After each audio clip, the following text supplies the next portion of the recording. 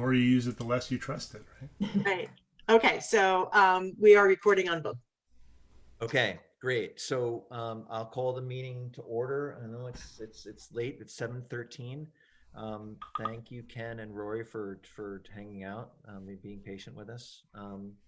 So this is our second special meeting to discuss the proposals we received for the Plan of Conservation and Development rewrite. When we were together last week, we opened all three proposals, decided that we would not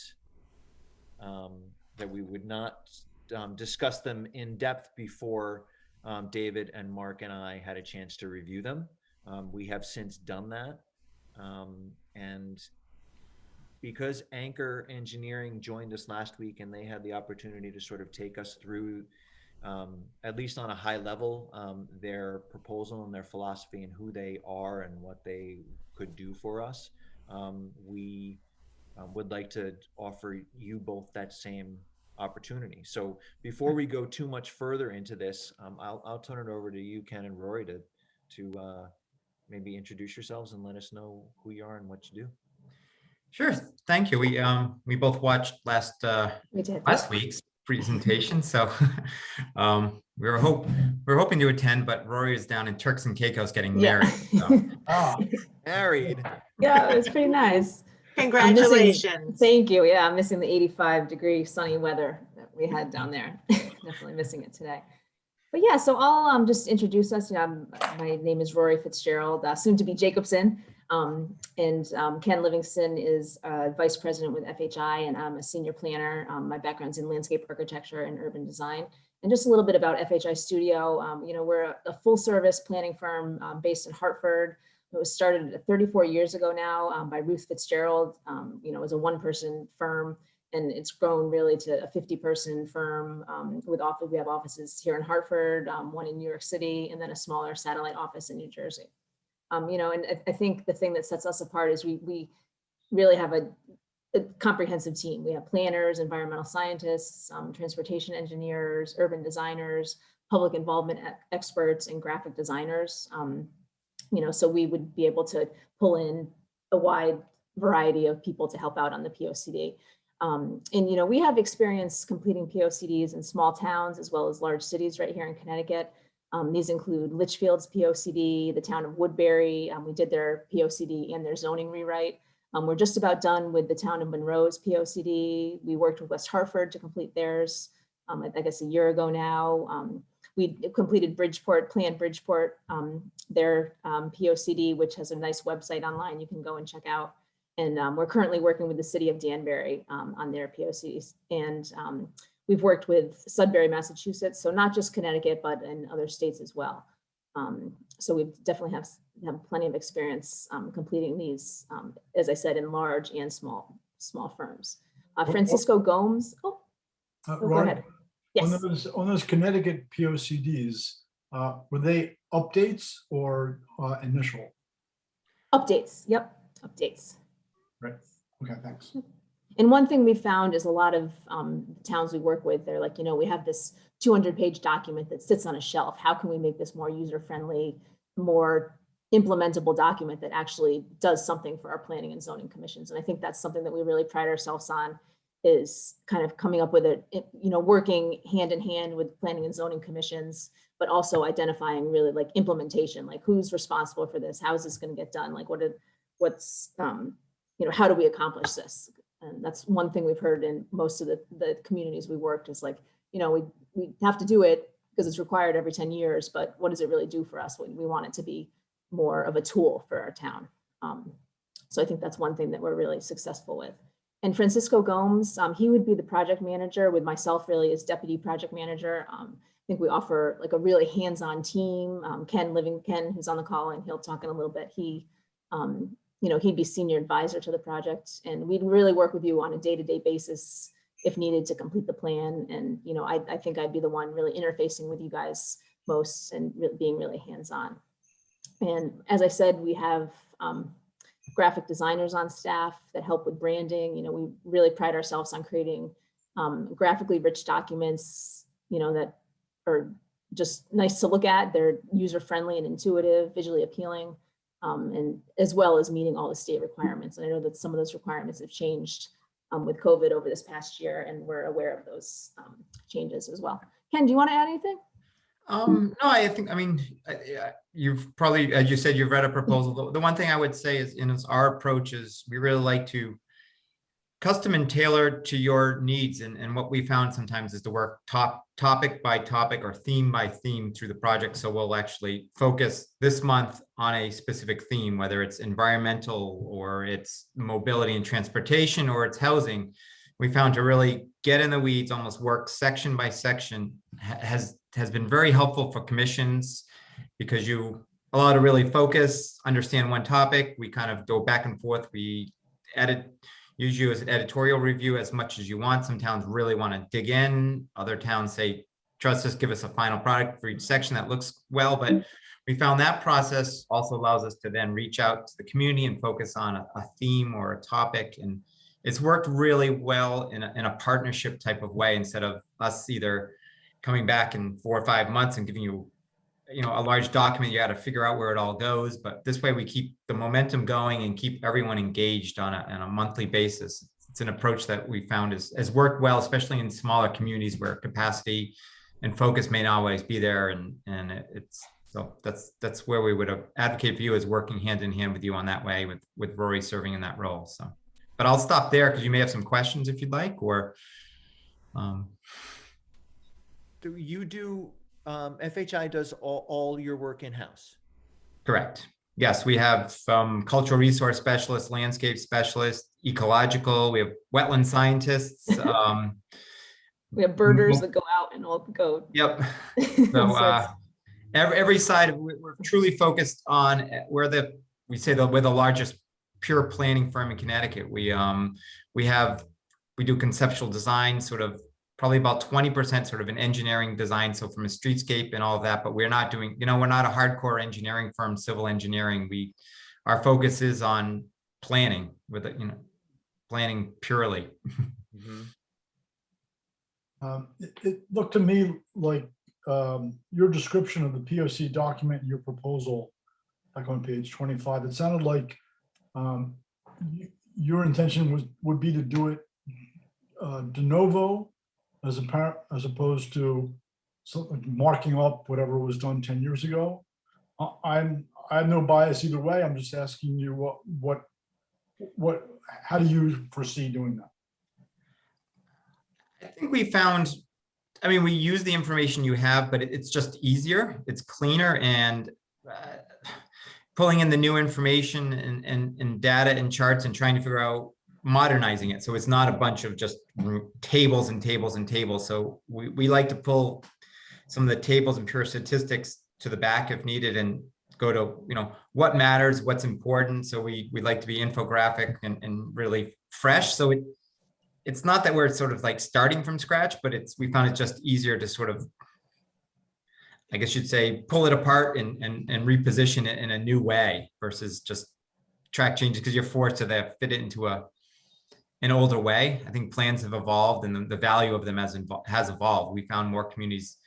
It is what Roy said, what's the value of it? And we really want something that's going to work for you, that even as, applications come to you or applicants can cite the plan of conservation and development for what they're doing for a project, whether it's a small zoning change or a zoning application, or it's something larger that may be coming to town. But we want this to be a useful and clear document that helps the community, and not just as a document of On the shelf. encyclopedia. Do you have a particular POCD that you would recommend we look at as best work relative to what a community like Kent would be? I would say right now, Probably Woodbury, Woodbury. which, as we said, recently finished, and talked to their planners, Mary Ellen Edwards there. Similar size community, I think, many of the same, sort of a downtown, some commercial areas, but not large commercial, but you do have some amount of like a tourist destination. I've enjoyed visiting Kent, both bicycling and hiking, and my wife for some shopping. But it has a bit of that, but you have a community. one of the difference, maybe you have the school there, but very similar. And how we went about the process was similar. I wouldn't, encourage you to go look at Bridgeport. Bridgeport looks really nice, but it's a very different purpose and community. So Woodbury would be the best. Woodbury, yeah. All right, thank you. And Ken, as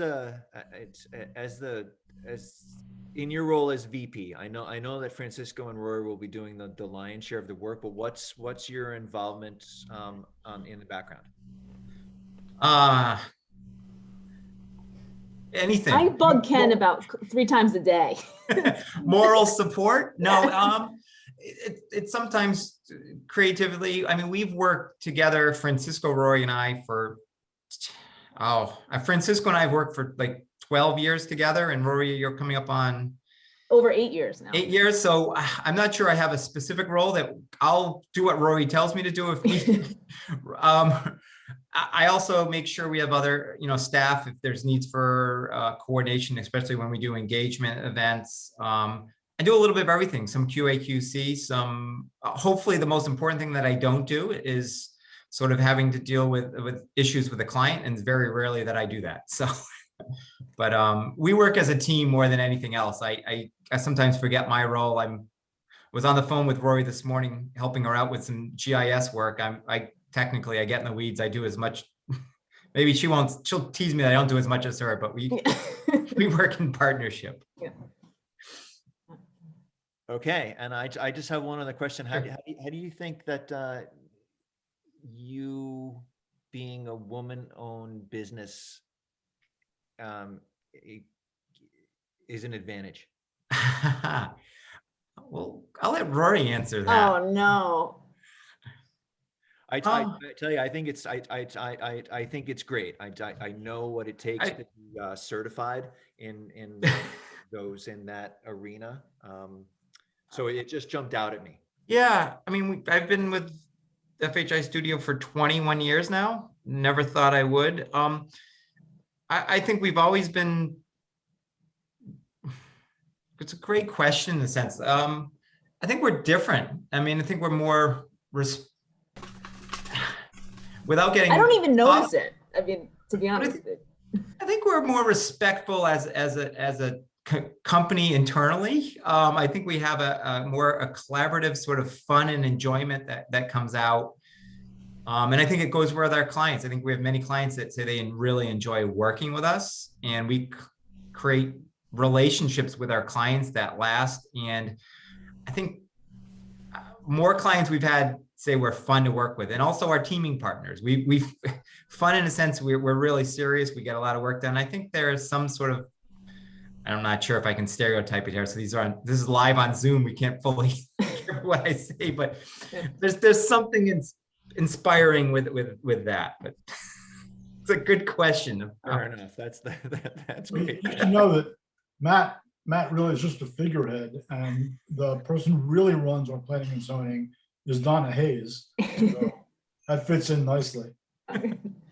Yeah, I am definitely. Well, thank you very much, but that, I just kind of leave you to the water and you have to drink.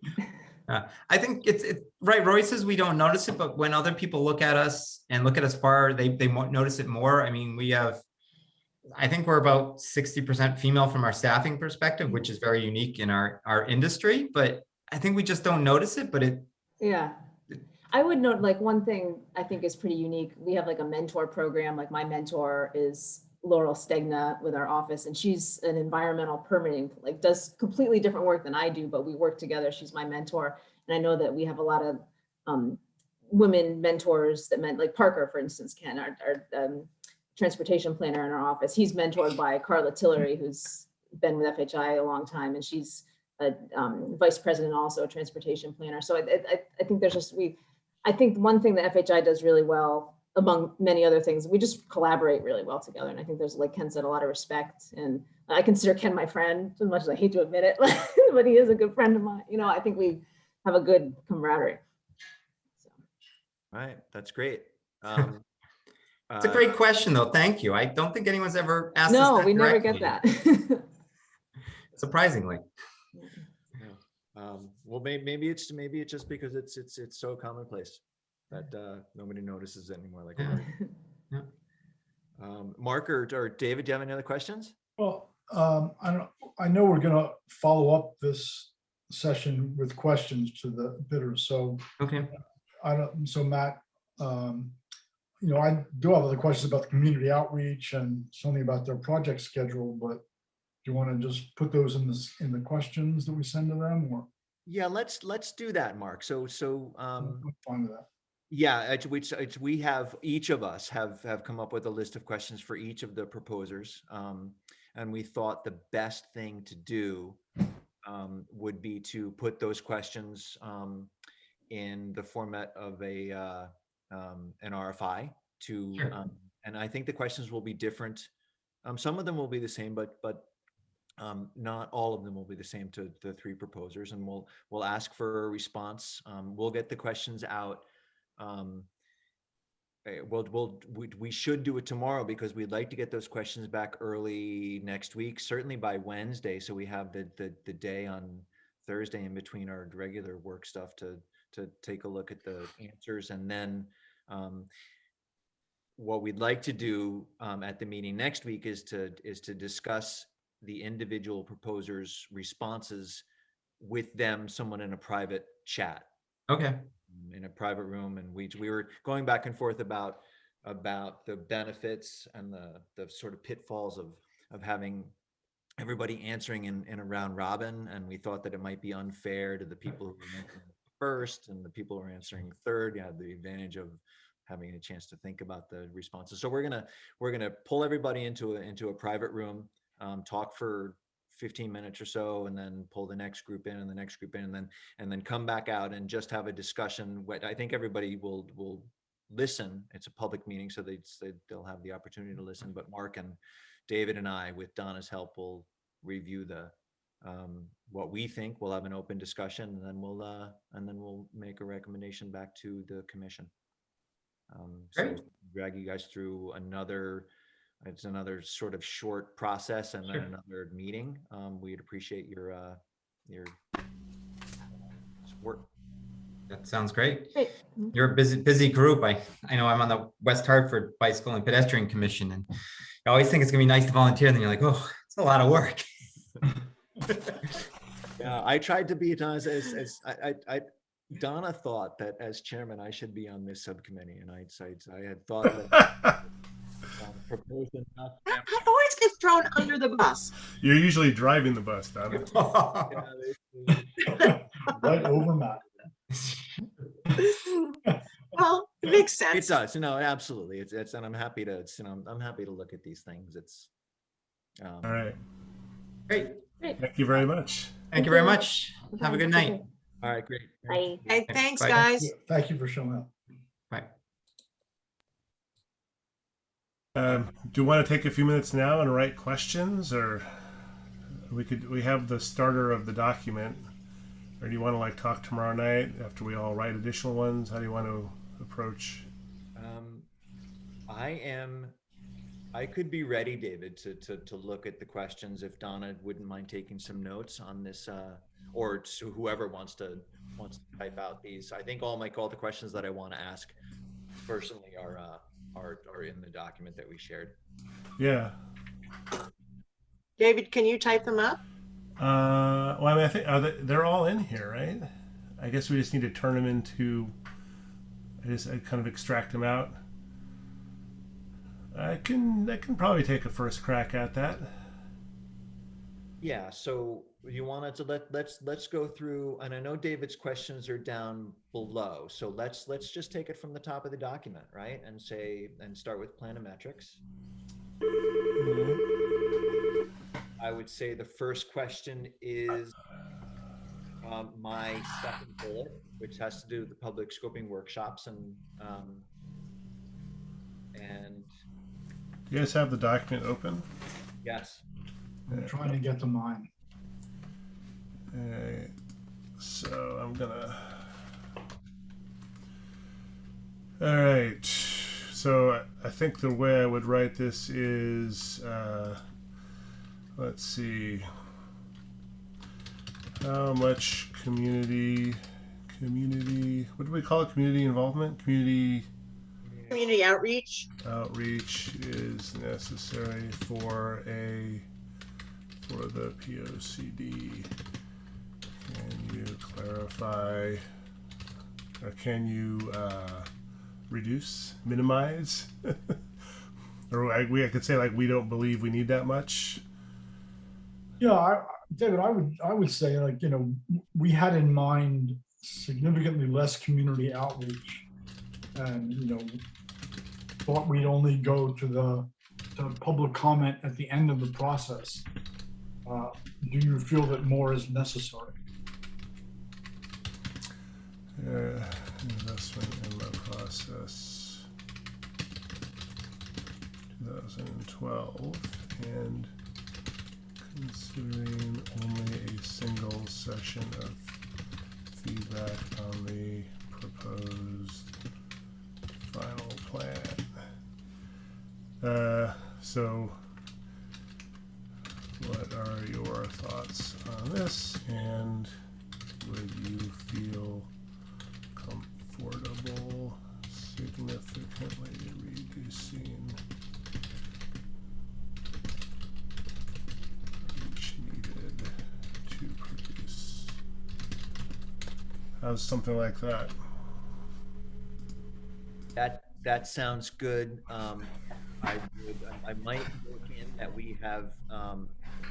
we have solicited input from the agency stakeholders. That makes sense to do, or maybe that can be a part of the discussion that we have with each proposer. I could add something like instead,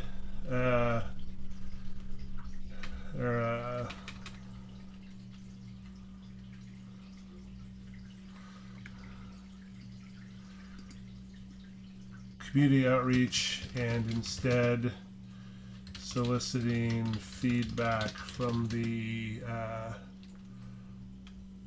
not community leaders, but from like town positions, something like, what do we call those people from? They're it's people like the Kent Land Trust and the conservation. Major stakeholders Yeah. or stakeholders. I don't know if you need to say major, but Stakeholders. I mean, they might say the public is a stakeholder, but all right, let's I'll say from the POCD stakeholders. All right, that was one question. What else did we have?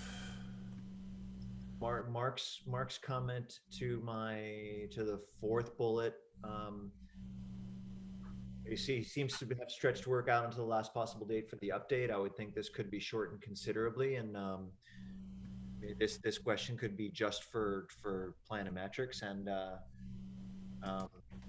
does he believe that he needs the entire 21 months to complete the process, or can he shorten that? So for planometrics, do you feel the 21-month timeline is necessary, or can it be done in 12 months, which is the time frame we had envisioned? I had a similar question for FHI, because their project schedule shows revisions to POC documents and final plan doesn't even start until 10 months out. And that seemed unreasonable to me. So we'd like this to be a 12-month project, right? Yeah, I mean, they have it as 12 months, but they have the rewrite all done in the last 3 months. I don't know why it couldn't start much earlier. You're worried more about them back in? Yeah, we're going to get, I think we're going to get crushed at the end. Mm-hmm. But that's fine with me. That's a good question, I think. All right, so that was for planometrics, is about the extended timeline, and then for FHI, Can the writing and feedback process be brought forward into the plan so it's not all done in the last 3 months? Yep. And then we should just, the four of us should be aware that the project schedule and management from the request for proposal does talk about the project will likely span, at least the budget for the project will likely span 2 fiscal budget years, 20 to 21 and 21 to 22, and possibly a very small portion of 22, 23. The estimated completion date will be soon after the POCD adoption, which shall occur prior to January 10, 2023. Now, I know it has to be done before 2023, but that doesn't mean, as Mark even opined in his comment, that, we don't have to take all that time if we don't need it. Yeah, I think we're better off working for an earlier date. So if something happens, we have some time to extend it out rather than aim for the last possible second. Well, one of the things that you have to understand is that once it's done and accepted, I think you only have 60 days to file it with the state. And it had So to be filed before the January 13th, because we finished it in December of 2012, and then it didn't get filed with the state until January, because there's a 60-day window that you have to do that. So what I'm saying is it could be done at the end of November, the end of October, and still not be filed until January, and you fulfill those 60 days. Okay, but can we there's nothing stopping us from filing it early, right? I don't know. I don't think anybody has ever filed it early. I guess you can, and then the 10-year clock starts to work after that. All right. that's Well, I mean, the we rule. could finish it and then just hold the vote for 3 or 4 months if we need to. I mean, it's. Mm. I guess I like to get my work done early if I can. Yeah, just get it like out of your face. Absolutely. Yeah, I don't think we want 10 sessions with the Planning and Zoning Commission, as Glenn seems to contemplate, or 12 sessions. Yeah. Well, and Planometrics had like 20 sessions, right? They were basically expecting. At least one a month for 21. Although, to be fair, I mean, are we thinking that there's going to be a subcommittee working on the plan? So, like, the P&Z will assign a liaison who will do, or Donna, I don't know if that means that's something you do, and then, like, the whole commission doesn't necessarily meet all the time unless there's specific things that need to be brought to the group's attention? Or do we just like read it into the meeting and the work happens elsewhere? I think what would happen is the work would happen. I would work with whoever it is that's hired, right? Kind of iron out what's being said, finalizing where they're going, and then setting up a special meeting to discuss that one particular section, the commission. That's the way I envision it, so that at least the commission's got some feedback on a section by section basis. And then if there were any changes that need to be done, then those changes would be done, and they would work on the next section, because supposedly the first section is completed. So now if anything is going to flow over to the second section, they would work on that, bring that back, update based on what the commission feels. And then so you would have one special meeting a month. For the whole commission? For the whole commission. Wow. I mean, when we were rewriting the regulations, I think we were meeting once a week, right? Like every once a week a month during the month. Yeah, that was and it's there's no question that it's a lot of work, which is why why Donna in the beginning said let's just try to get through the POCD on our own, because we think that's because it's a tremendous work. But I agree with David that maybe it doesn't have to be, maybe it's a subcommittee that meets once a month and then requests, gives out the information to the committee for them to review individually and then comment back to the subcommittee without having to review them. Yeah, I was kind of envisioning that, like there's, the subcommittee, there's like a standing item on the agenda that has where the subcommittee is reports back in. There's just a document everybody can read, and if they have things they want to pass back, it goes to the subcommittee, because I could just see us consuming a tremendous amount of the whole committee's time on this. I was sort of thinking that the initial meetings with the consultant would really have to be full committee, because I assume they're going to be talking about sort of what's important to us, what are the big picture issues. Yeah. And I think we really sort of need the whole commission, at least, to have the ability to comment if they want.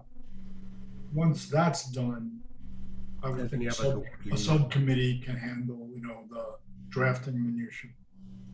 That seems, that seems like it would make sense. Okay. So it would be like it would be like the Christmas, what's it called? I lost the word. Subdivision work? Yeah, that's the subdivision subcommittee. That's what was throwing me off. Yes. So it would be something similar to that. Yeah. That's what I was envisioning, yeah. With maybe a couple full meetings, but the bulk of the work happens with a smaller group of people. So it's a little more manageable. I can get behind that. I can get behind that. That as amended by Mark. Okay. So we are now at the question that I started. The company principal as a professional planner will perform the work. I saw that as a benefit. Mark's comment was that he seems to be a one-man band and no assistance, and does he have the bandwidth for this, which somewhat follows along with my question regarding how many other projects will he have going on at the same time as our POC upgrade, and does he need to hire any consultants?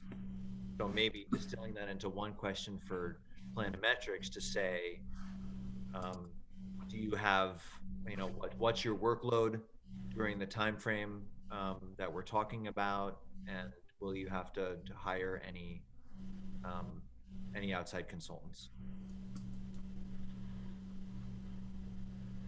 And does he have anyone? Are there other people at Planometrics that he would envision working on this? Right. All right. I don't think he does. I mean, when we did the regulations, it was just him. All right. So does the principal Shouldn't have? be charging 50 grand. I'm sorry? Then you shouldn't be charging 50 grand. He's charging 50 grand because I have a big mouth. That's why. Still being recorded. No, I don't care. I'll admit to that one. Because when we first contacted him and said, before we went to the RFP process, and I said, this is what we have to offer you. Are you interested? That's why he came back with what he came back with.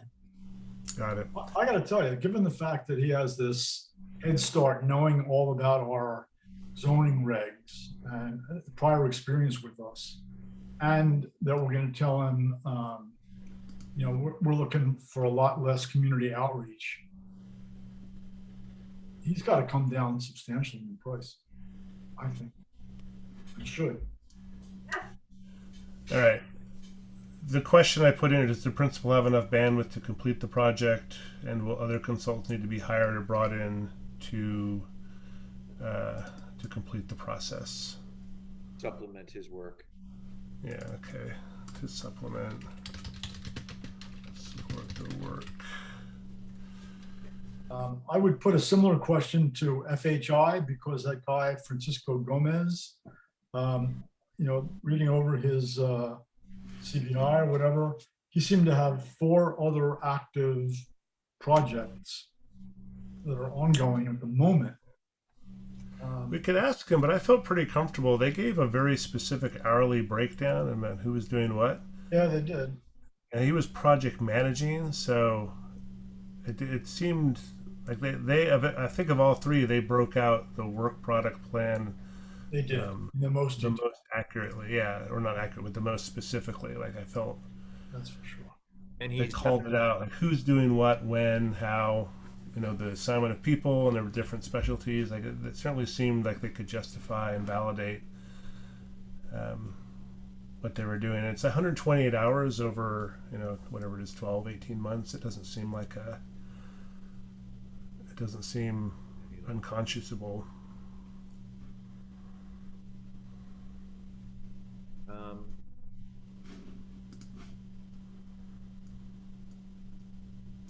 Let's ask Planometrics the same question we asked tonight of FHI, and what plan of conservation and development we should read of theirs. David, I thought that was a great question. Which is the most emblematic of Did we ask Anchor that as well? I can't remember if we did. didn't know, but No. Right. So for Anchor and for Planometrics, which of your POCDs would you recommend we review as emblematic of your work for municipalities? or a municipality like ours. Yeah, similar similar to Kent, most. Yeah. For a municipality most similar to Kent. And I need to buy a new chair because this stupid chair keeps. All right. What is it doing? Is it shrinking on you? Or Yeah, like it's the little spring thing is like got a leak, so every once in a while it just decides to drop, which is super annoying. I think we should ask Glenn also, is it his intention to just sort of mark up the existing POCD or to write a new POCD de novo? Glenn is Anchor? Planometrics. Planometrics, okay. I guess we should ask that. Whoa. Oh, those cats are getting wild. those cats can talk now too. No, that was actually my wife dropping something, but nothing broke. So, all right, for Anchor and Planometrics. Sorry, I lost the thread. This was. Are they intending to just sort of update the existing POCD or to write a new one de novo?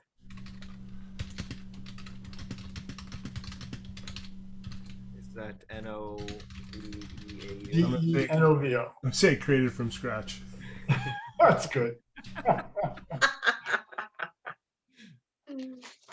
I mean, I would hope they're all new documents. Like, I don't know why they'd want to update an old one. It just strikes me as.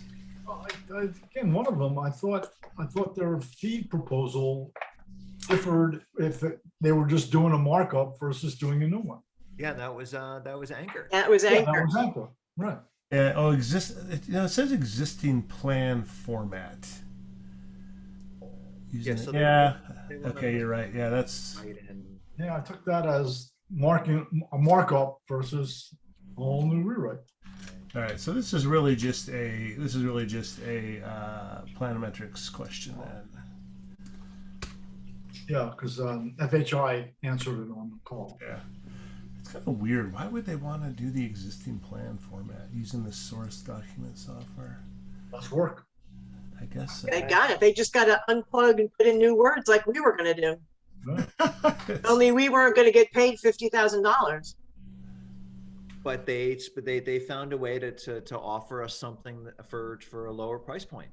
So it's I don't blame them. I don't blame them for trying to. It's weird though that it's like. I don't know. All right. I mean, I guess they feel like they can get enough leverage out of it to make that big a difference. I think I misread that when I looked at it originally. I thought it was really just they were doing less community interaction.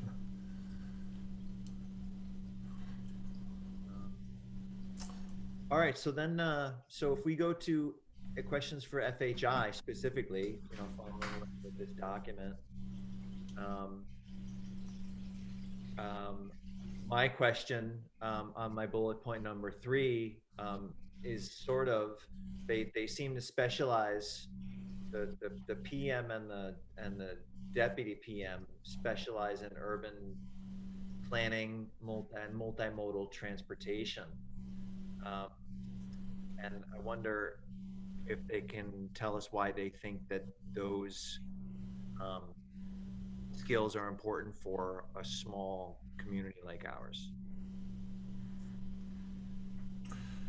Okay, so I'm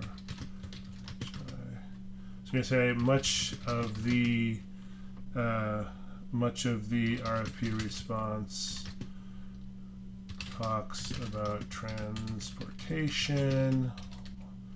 Why do you feel this is important for a smaller community like Kent? Is that what we're asking? Sure, that captured it enough. You know, they Okay. can,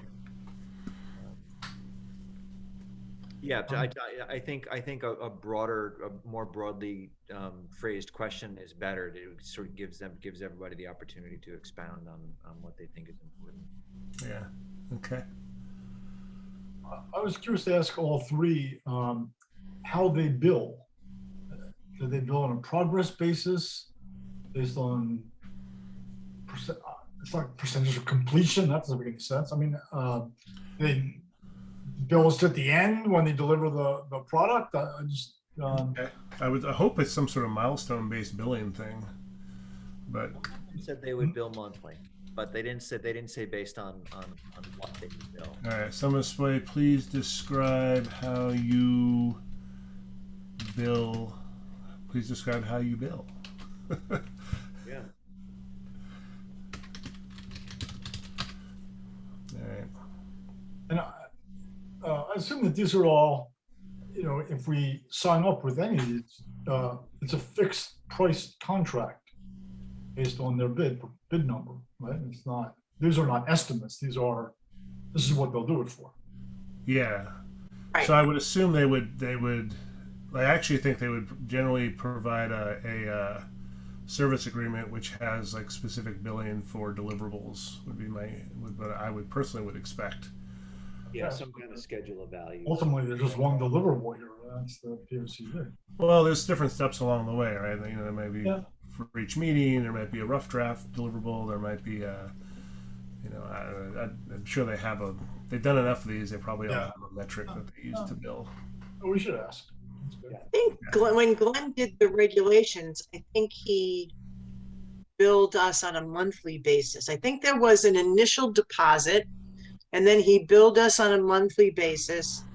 And then we spent everything we said we were going to give him, and then he billed us for the last month, and then all the rest of the work came free. And the monthly bills were based on the time he put in that month, or just a fraction? No, he just took the amount of money that what our budget was and split it out. I see. Okay. All right.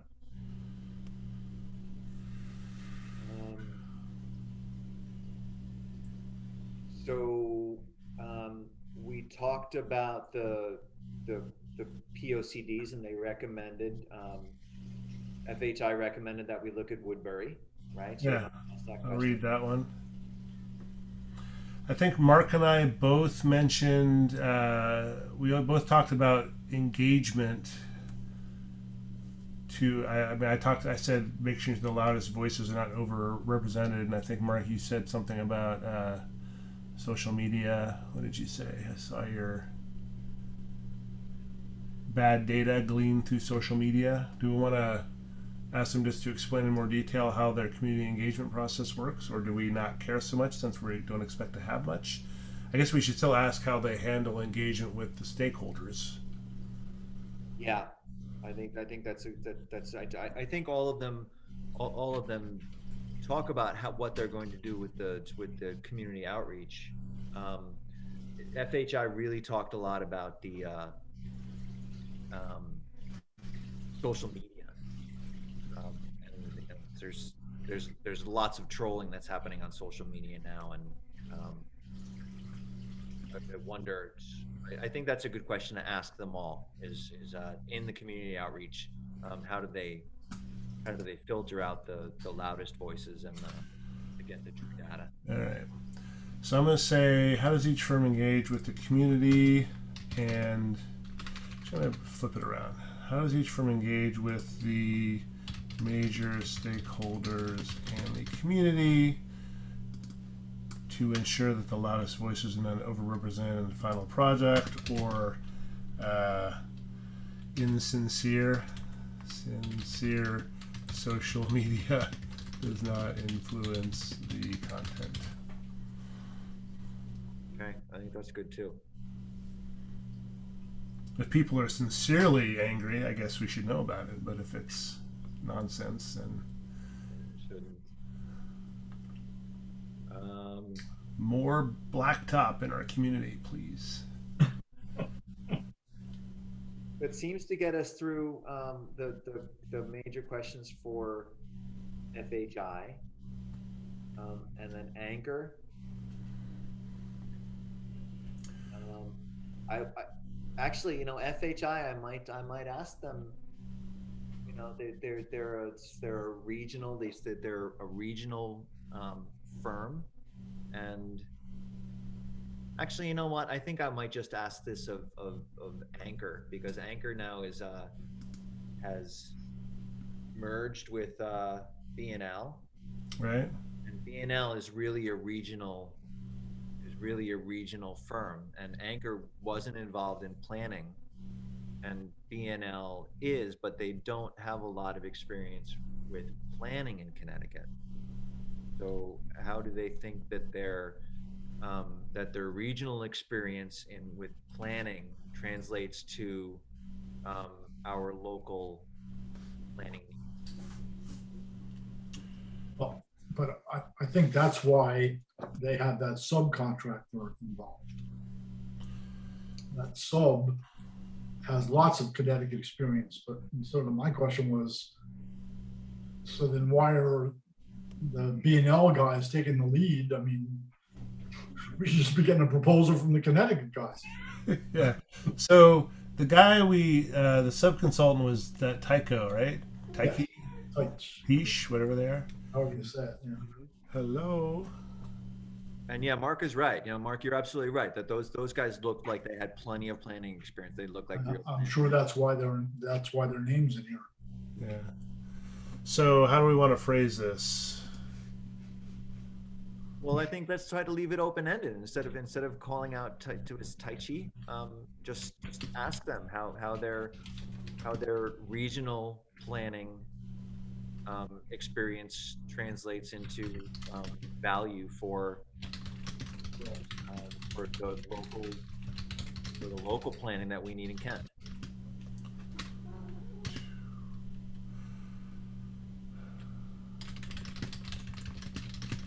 And if they're worth their salt, they'll say planning is planning, and it's like, you guys think you're unique, but you're not really. Do we need to say something about the fact that they have to bring in a contractor, a subcontractor? Like, does that prejudice us against their application for some reason, or do we just consider that it's just how they plan on meeting our needs? Well, I mean, I think it's a negative because now you've got B&L integrating with Anchor, which they're only relatively newly together. And now on our proposal, they're having to integrate Tyche. And that's always an issue. So should we say, I don't know, should we be concerned that it seems to be three companies in a relatively new partnership providing the service, or can they assuage our concerns? Or maybe put in a more positive way, what are the benefits of working with a newly established partnership and a separate consultant? You don't like that, so maybe Davis again. Seems kind of like what is it, damning with faint praise? Yeah, were you kidding? I mean, it doesn't seem unfair to say we just, we just have some concerns about it. Can you make us not be concerned? I don't assuage those concerns. Okay, that's fine. That's Yeah. fine. That's fine. Please address any concerns we might have. No, I can't say that. Please, I don't know how to say this. The proposal seems to involve two newly integrated companies and a third party subcontractor with expertise in local planning. They're the local planners, right? They're the planners from Connecticut, yeah. In local CT planning. How do you ensure the project is delivered as a holistic? I hate writing this stuff. Even ask, have you and Tai Chi worked together before? Yeah, okay. Has the team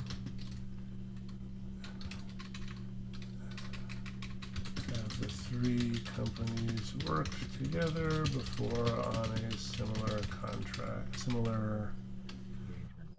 project to ensure there are no coordination or communication issues? How about that? Sounds good. All right, yeah.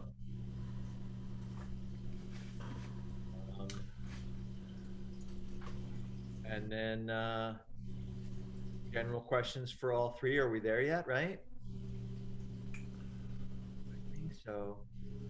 I think so, yeah. Is there you did have this was bad about senior planners' experience in New York and Ohio. Are you worried about that, or? It just goes back to the how that regional office is going to benefit how a regional planner, regional firm is going to help us in our corner of Connecticut. Got it. Okay. I did notice that that almost every single other, if not every single other municipality that anybody except for Glenn had proposed or had highlighted, they all had their own town planners. So we've got a land use administrator, but Woodbury and Litchfield and Monroe, they all have a planner on staff. Really? Yeah. Huh. Matt, we've got you. Well, What does a town planner do? Is that the I'm on person? staff. All right, general questions. The stakeholder one we just added. So a lot of our questions were more about procedural and kind of process stuff. The questions I had, I think, were more, with the exception of the document question, which I do want to ask. I had 3 questions that were relative to specific planning sections: housing, we'll call it generally energy conservation, and wireless. These were of interest to me as part of the document. Are they relevant to the RFP? I don't think I would say that they're not relevant to the RFP because there's going to be things that all of us want to add to our POCD, and what I'm hoping is that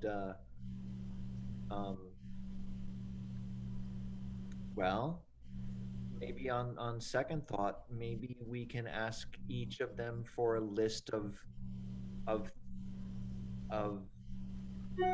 issues that we're going to face over the next that we as a community are going to face over the next 10 years, that need to be addressed by the POCD.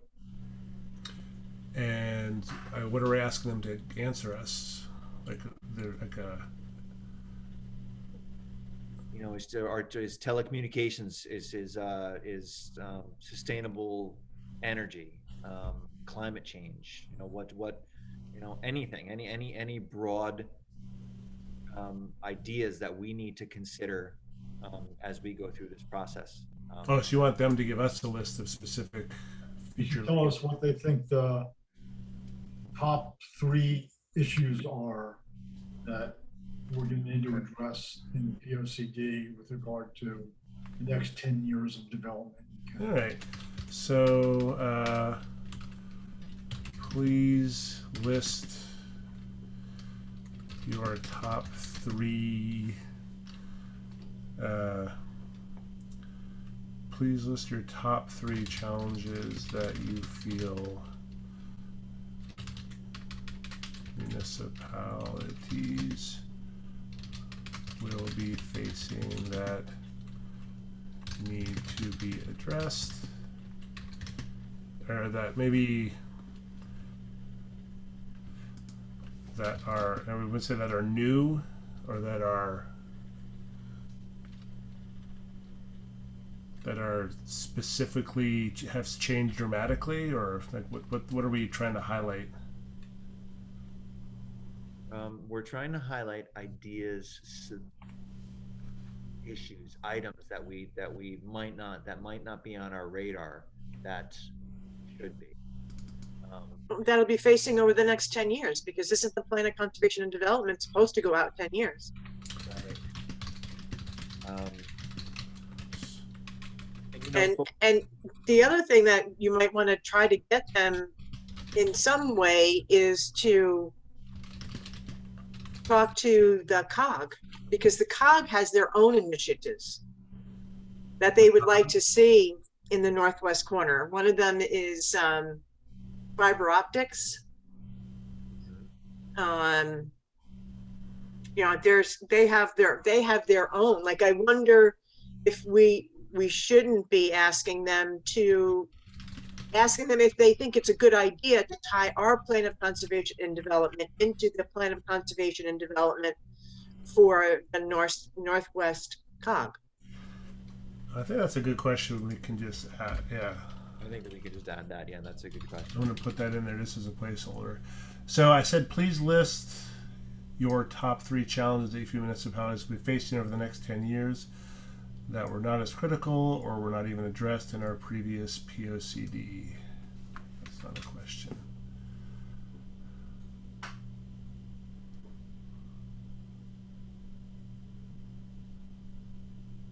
Is that what we're looking for? I think that's close enough, David. Yeah. Okay.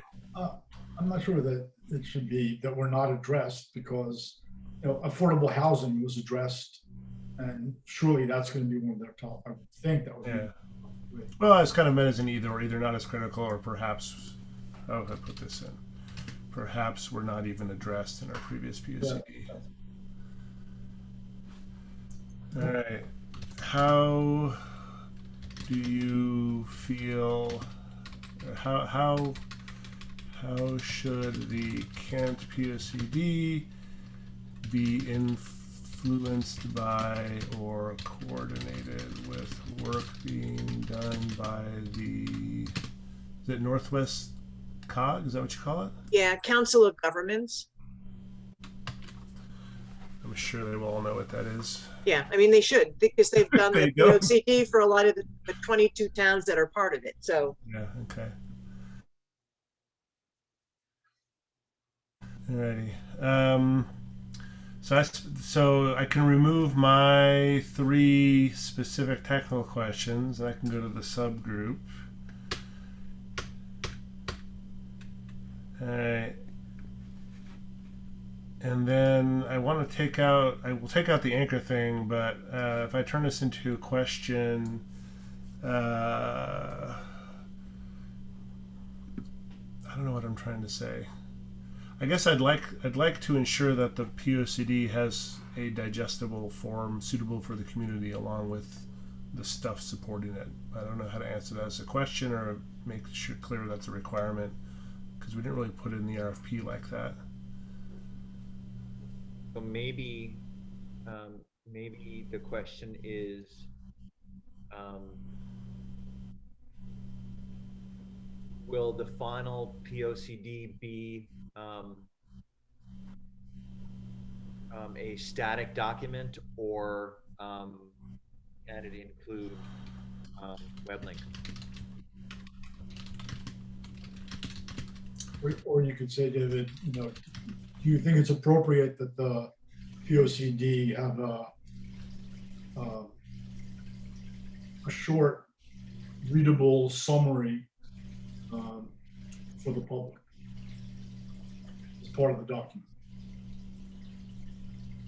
Yeah, so how about this? What if I say, how do you create a POCD which is consumable and which is consumable by the general public, at the same time providing the necessary necessary direction and deliverables needed by the major stakeholders. That's great. How about that? Does that seem reasonable?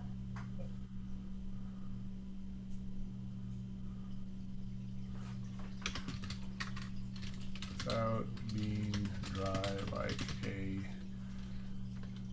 an old copy of the New York Times.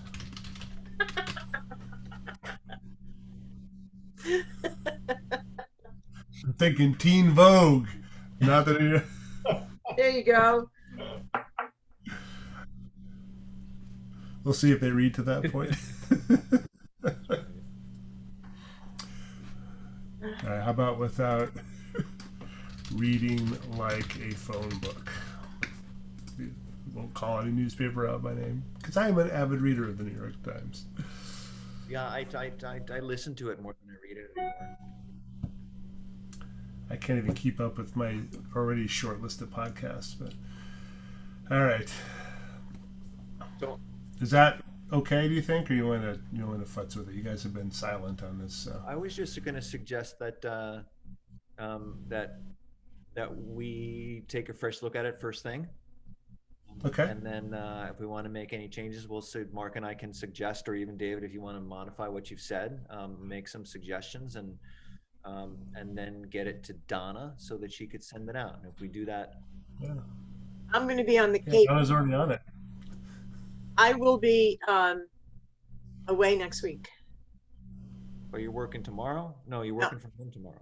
No, I'm actually jumping in the car at 6 o'clock and driving to the Cape tomorrow. Does Ty have access to email addresses for the proposers? I can get them to her. Or I can do it. If I had the information for each of them, then I could put together a document for each of them and then send them out. We might even have the information in their proposal. Yeah, you probably have it. Yeah, you should have them for all the proposals. Each of the cover letters has their contact information. Yeah. Okay. Good. I see that for Glenn. I see that for Ken. No, I don't see it for Ken. But I do have it for Who do you need? Ken Livingston from FHI.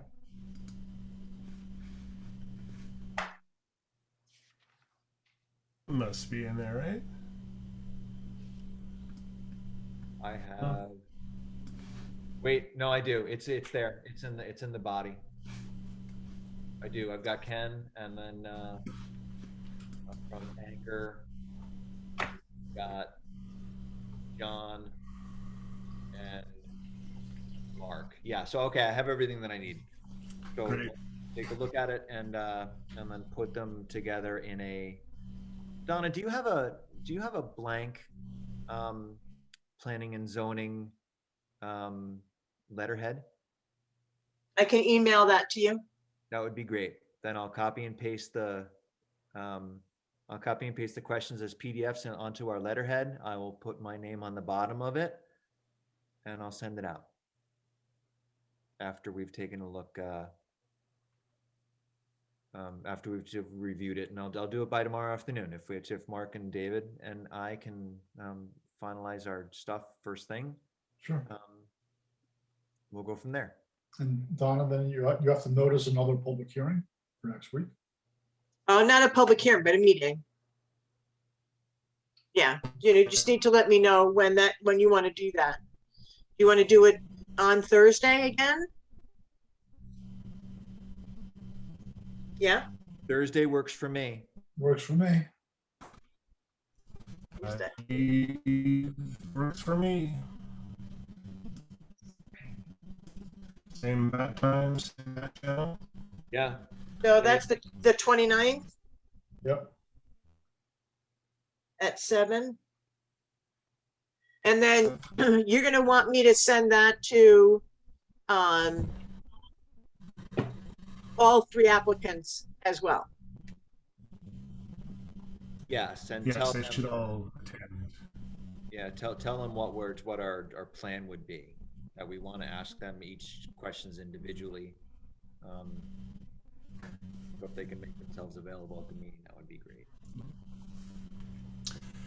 And then I have a selection recommendation criteria question.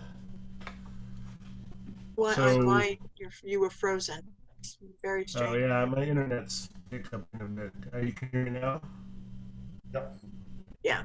All right. I just had a selection criteria question. When I've done other RFP processes, we have generally tried to put together some sort of rubric for making the choice with like some sort of ranking that then, so it's not just like a beauty contest in the end where we just have opinions. Do we provide that to the planning and zoning as part of a recommendation so that they can use it to confirm the selection? Like I don't know how, I want to say litigious, but I mean, people like say you guys just picked us because they worked with you before. Like, do we try to assemble, here's the 3 criteria, we rank them 1 to 3, and we picked these guys because we felt this is why? Like, what's our ultimate process for that? I think my internet died. Yeah, no, I think I think that's a good idea, David. It's certainly if we identify what we think are our most important criteria, and then rank each one on a scale of 1 to 5. So let's pick 5 important criteria. We'll rank each one from 1 to 5, and then we'll tally up the scores. I'll have a score, Mark will have a score, David will have a score, and then we make the selection based on those scores. Who's the Russian judge? You mean if we're all if we're all I think only Mark got the joke. The outlier. Okay, yeah. All right, I can. I mean, I can toss a few ideas in the document also, and I mean, obviously budget, and then experience with communities our size, CT experience. I don't know if there's any others that present themselves, but yeah, I'll think about it too. I'll slap a couple of things down, David, in here tomorrow. I mean, normally I do this for like technology vendors where there are kind of absolute things you could measure, and this is definitely not that. So it's that perspective is a little new for me. Okay, well let's we can finalize that before our meeting on Thursday. I don't think that we have to share it with the applicants. I think that's something that can be internal. Okay. All right. Okay. Donna, you're on mute if you're talking to us. Are you going to ask them in the questions to have those answers back before the Thursday meeting? Yeah, That would be preferable for sure. we want it back before by the end of the day on Wednesday. Okay.